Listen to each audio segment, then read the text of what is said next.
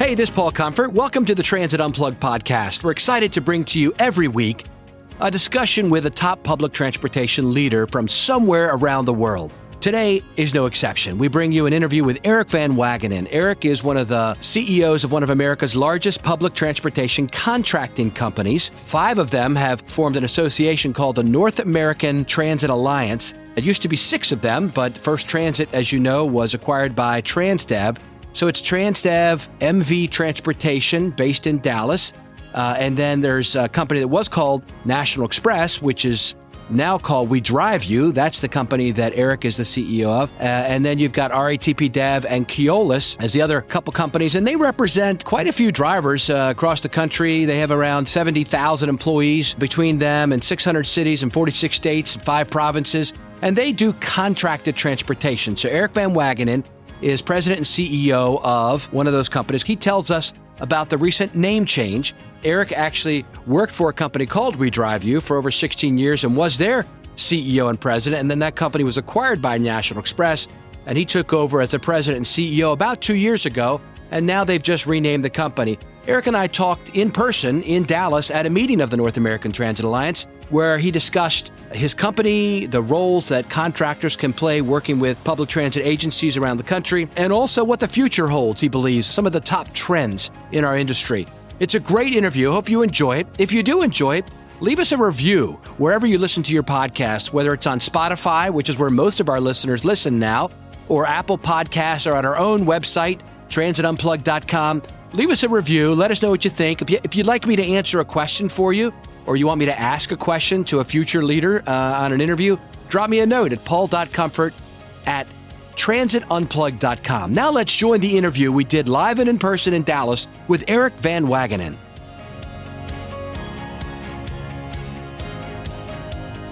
Great to be with Erick Van Wagenen, President and CEO of WeDriveU, formerly known as, can I say that, National Express? Absolutely, yeah. Thanks for doing the podcast, man.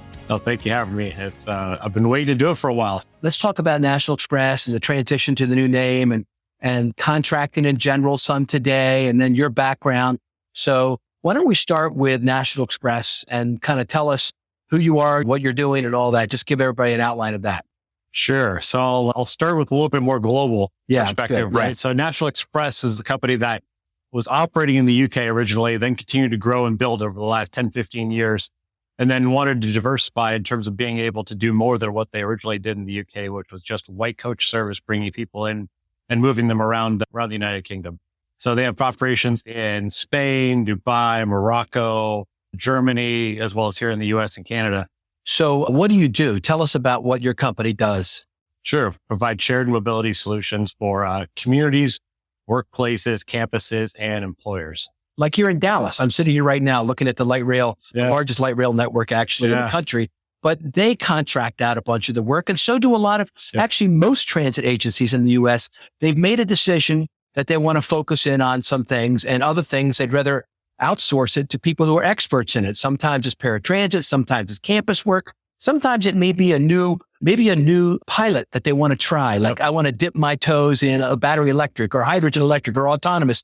And there's big companies like you guys who've already done it, right? I mean, that's what's going on here. Yeah. That's one of the things we do is we like to support people that want to try to get out of, that can gain knowledge and leverage the capabilities of somebody that's been there and done that before. Yeah. I think one of the things that's really great is the fact that we do operate in all these different locations, and we do kind of operate independently at all those different locations, but we gobble up all that information centrally, and we try to leverage it across all of our network in terms of customers, but also in terms of new customers and our expansion and growth opportunities. What would you say differentiates your company from, there's a lot of companies that do this type of work.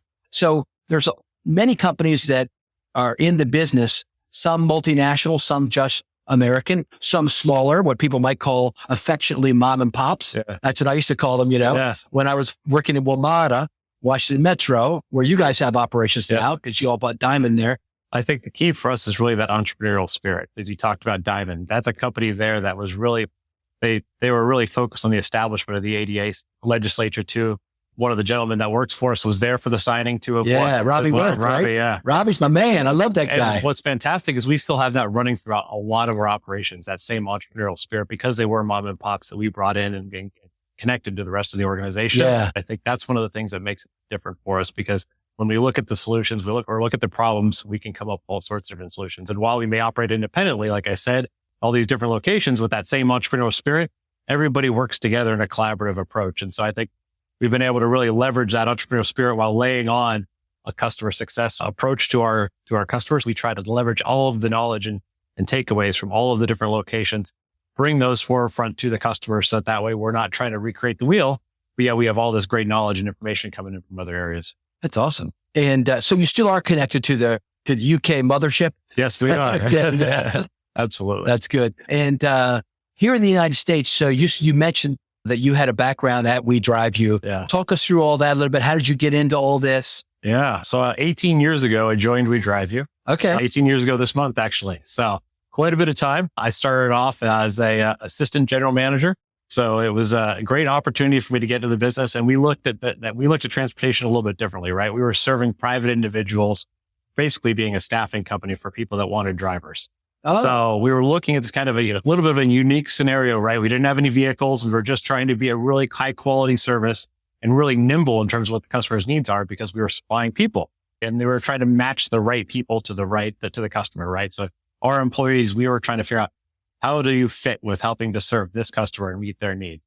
And I think that's one of the things that's really been helpful for me in my career as we've continued to grow and build and expand and take on different opportunities. I've kept that same focus of trying to figure out how do we meet the expectations of the customer with our people and our services and our products that we offer to them.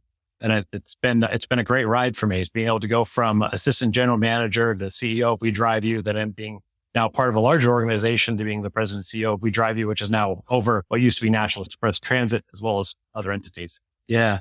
Let's talk a little bit about trends that you see happening. I mean, you are part of a multinational organization that provides transportation services all over the world. What do you see as some of the most pressing challenges for our industry?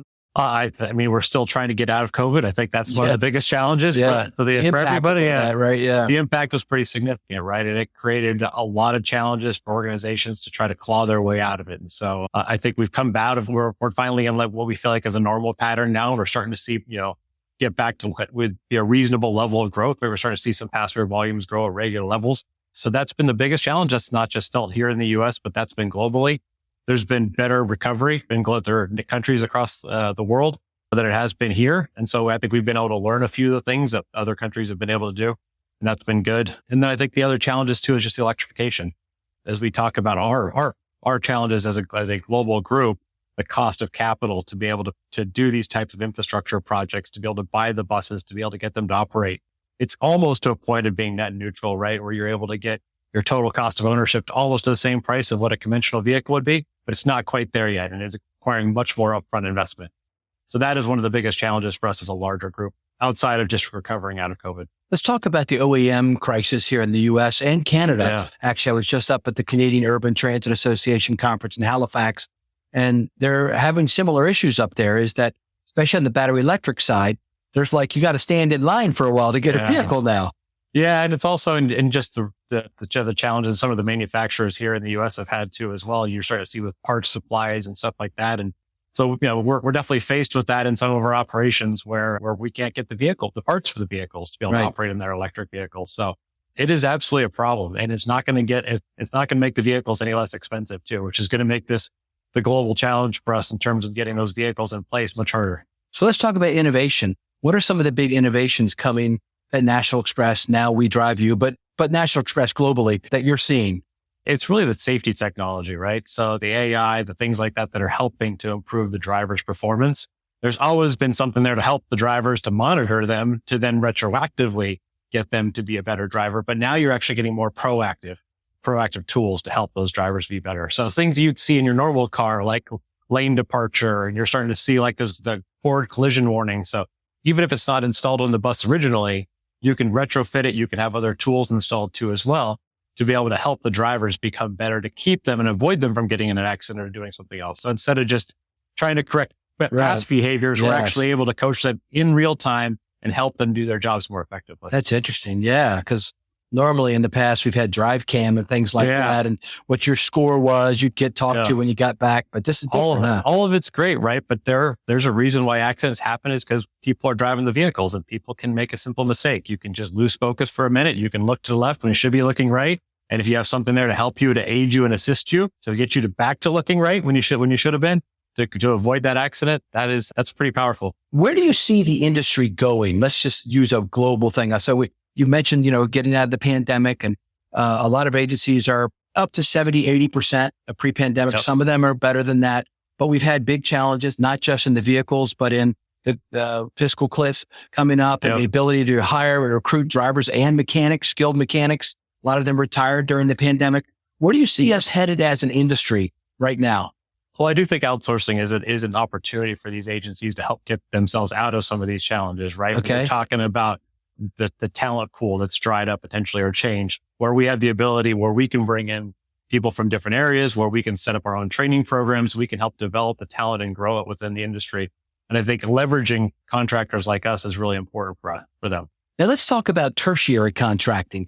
A big thing that's happened across the U.S. I've seen is the rise of companies like Uber and Lyft, Userve, Silverride, others. These are companies that are privately for-profit companies like you are that come in and they don't drive the agency vehicles or big dedicated vehicles, but they drive non-dedicated, kind of like their own cars, right? Are you seeing a place for them in this ecosphere?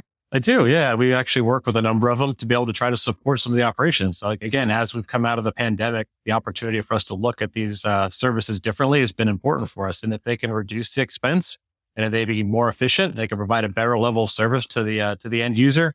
I think it's great. I think it's good to have innovation in an industry like this. Yeah. And it attracts, the way one of them described it to me, the guy that owns Silverride told me one time, Paul, we're attracting a whole different genre of drivers because they don't have to go into a place, check in a uniform, work for 8 hours. It's more like Aunt Susan who can, work for 3 hours in the morning while her kid's in kindergarten or something like that, driving her own car, right? Oh, exactly. The opportunity to open up a pool of drivers that we didn't have availability to before in terms of serving the customers, the passengers is fantastic, right? Because you can get some really, really cool, really, really well-focused people and try to serve and help the community. Erick, you mentioned that one of the big things that WeDriveU is focused on is campus transportation. And that's not something we focused a lot on this podcast before. Tell us about that and the role. So I'm on a college campus. I mean, that's pretty big, right? To be able to get around because a lot of kids don't have their cars there. No, college campus transportation is really important, right? And college campuses may not be served very well by public transportation. And so a lot of them have had to go out and set up their own transportation systems. Okay. And while they may be privately funded, you're generally open to the public too as well. Oh. And so you effectively end up running a publicly supported or supporting the public with private funding to be able to do. That's interesting. Well, one of the ones that we've really enjoyed operating has been Princeton University. Princeton in New Jersey. New Jersey. And their system really supports not only the student body as well as the faculty and everybody else, the staff, but also the local population because it is so wide. It's such a big part, an integral part of the community. Princeton obviously is right there in the middle of it and they serve as such an integral part of getting everybody around such a large area. How does that work? Like a student will show their ID and they get to ride for free because it's part of their everybody rides for free. Or whatever? Everybody rides for free. Everybody rides for free. Wow, that's something. And the college pays for it all. That's pretty good. And that's happening in a lot of campuses, right? You see a lot of that, yeah. Or you see some places where you say, wait, supplemented, right? Where the college may be paying for the students to ride or the faculty to ride, and then they have to charge the general public, but at least they give the opportunity for the public to be able to get served in a way that they may not be able to be served otherwise. Yeah. Let's talk about the future where we're going to wrap up our interview. I know that, so I've got a new book out, called The New Future of Public Transportation. It's all these cutting edge trends. Yeah. One of them is hydrogen fuel cell buses. Yeah. That this last winter, a bunch of locations in Canada and the northern US were concerned about the ability to charge their vehicles and get a lot of mileage out of them with one charge. And so they're looking at these other things. Are you all looking at like alternative fuels like that around the world or? Absolutely. Yeah. Hydrogen's a big part of our strategy going forward, although there are challenges with it. But so I think what we have to do is make sure we try to align the right fuel system and the right energy system to the vehicle needs or to the transportation needs. And so it hasn't been something that you think it's not going to be widespread because there's not a use for it everywhere. Then the cost structure may not be supported in terms of running the operation, but we want to make sure we have a good understanding and knowledge base of all those different fuel systems. I got one more question for you. All right. What about inflation and the impact of inflation on costs? And how does that impact contractors? So let me just give you an example, because I used to work in the private sector. I worked for MV, one of the big companies in Washington, D.C. We had a set price. Yeah. And it was based on what we thought the wages were going to be and other things were going to be. And then we know what's happened in the last couple of years. Things have gone through the roof. I mean, a lot of places have had to raise wages, a lot, $5, $7 an hour in order to attract, because it's very difficult. Absolutely. So how does all that work in the contracting world? Well, we have not been immune to that either. Okay. So we've had to deal with that. One of the things we've been very successful with, though, is being a strong partner with many of the agencies or customers that we work with. And they've also reciprocated by being strong partners back, right? And so us being very transparent and understanding the labor market and working with them has helped us put ourselves in a position to be able to not only compensate the employees, but also make sure that we are able to then get compensated in return to be able to run the operations effectively and sustainably. Yeah, that same thing has happened in the bus manufacturing industry now. FTA came out with some new rules. The APTA guidelines came out, recommendations about basically when you buy a bus, because it may take 2 or 3 years to finish it, the price that was bid may not be the price that ends. So you have to have some inflators or deflators in there. Yeah. So I think it's just what you're talking about then is just being flexible with what the real environment is. Yeah, I think just flexibility, right? And it's communication. I think that's one of the things that you'll see from most of the contractors in this industry is that they do a really good job of communicating and engaging with the agencies they work with. And if they don't, they're not going to be in business for very long, right? Because that's the benefit of outsourcing is you get that partnership, you get a sounding board, you get a chance to communicate with somebody that has eventually more information or different experiences than you do. And therefore, if you don't do it well, it's not going to work. And I think most of the contractors in the U.S. do it well. That's great. What a great way to end it. Erick Van Wagenen, President and CEO of WeDriveU. And we wish you the very best of success, you and your 5,000 employees who are out there every day on the front lines, delivering the service that moves America. I appreciate it. It's been fun. Thank you.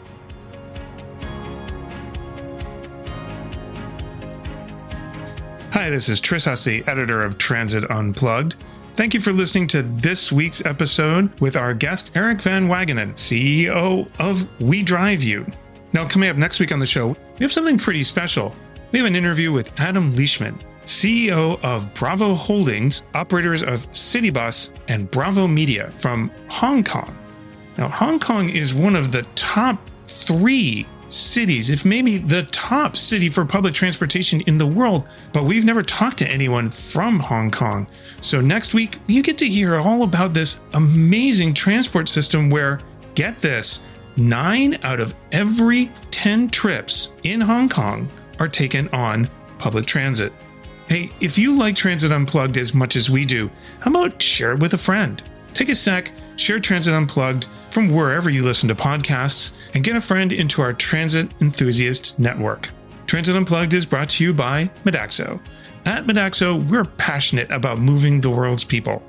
And at Transit Unplugged, we're passionate about telling those stories. So until next week, ride safe and ride happy.